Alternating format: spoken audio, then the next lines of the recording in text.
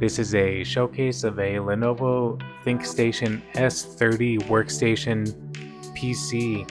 If you can get your hands on one of these, they will provide a solid foundation for a budget gaming system or workstation. Lots of room inside this hefty case with its own carrying handle. So as you can see, there's a optical drive and USB 2.0 and microphone and headphone in and out on the front I/O.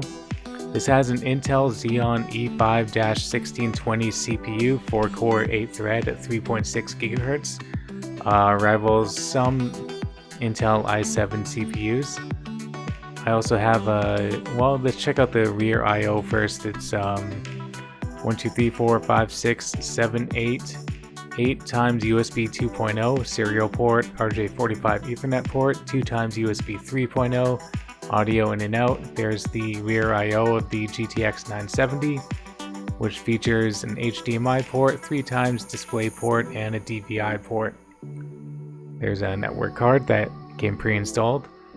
So yeah, it's the there's the 600 watt power supply AC bell.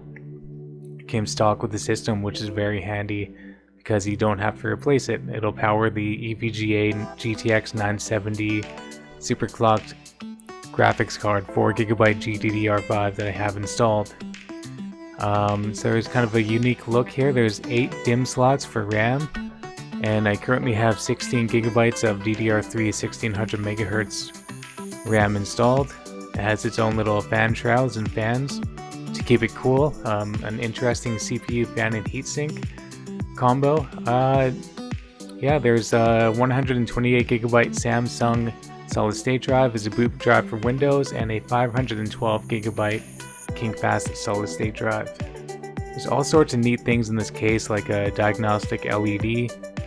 Yeah, check out my other video detailing how I upgraded it for more information. So here's a example of Back 4 Blood, and I put VSync on while playing this game just to see what it would look like. You can turn it off too if you're looking for those higher frame rates, which you can get. It was performing around 80, 85, 90 frames per second on average, with a slight adjustment of graphics settings. And I just kept the frames per second. I kept VSync on because of the monitor I was using.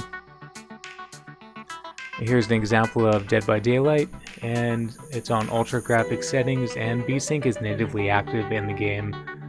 I believe there is a way to turn it off, but I don't feel I really need to.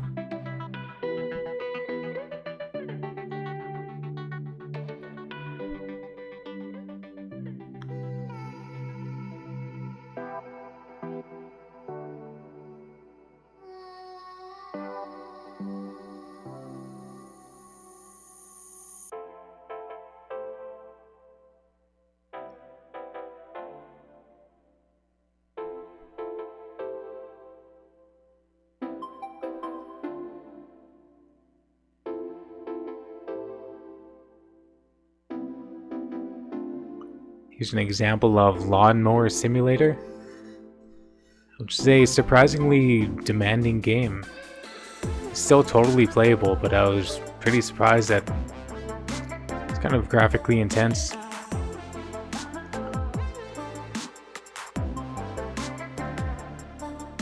And as much as I played, this is, you're cutting lawns.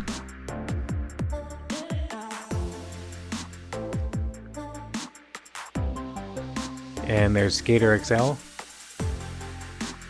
No problem playing this game.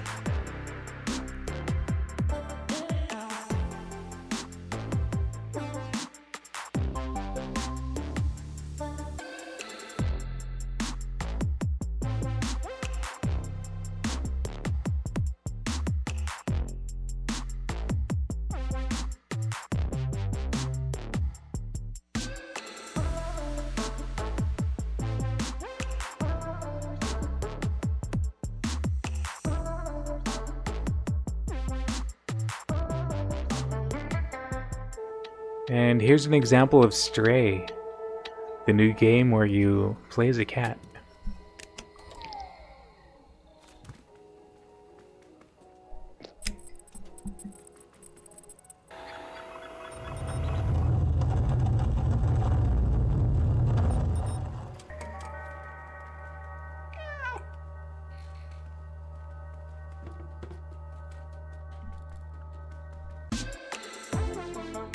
And here's the Shadow of the Tomb Raider benchmark.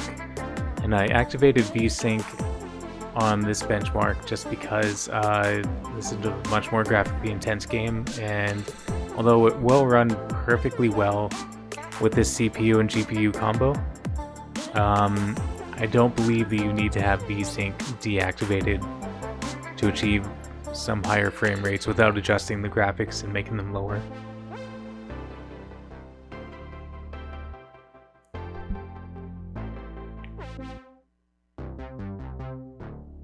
Rise of the Tomb Raider, of course, will offer very good results.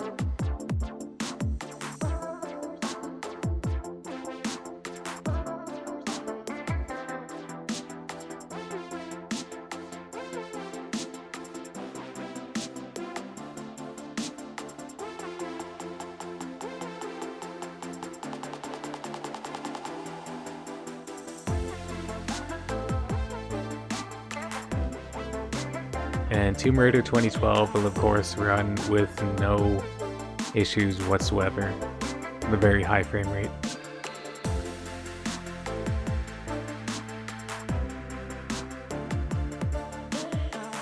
And we have the UNIGINE Heaven benchmark coming up shortly, which offers some really good results on high 1080p graphics settings, so hopefully this gives you an idea of what you can run with this Intel Xeon CPU mixed with a GTX 970 4GB graphics card in 2022 and onward.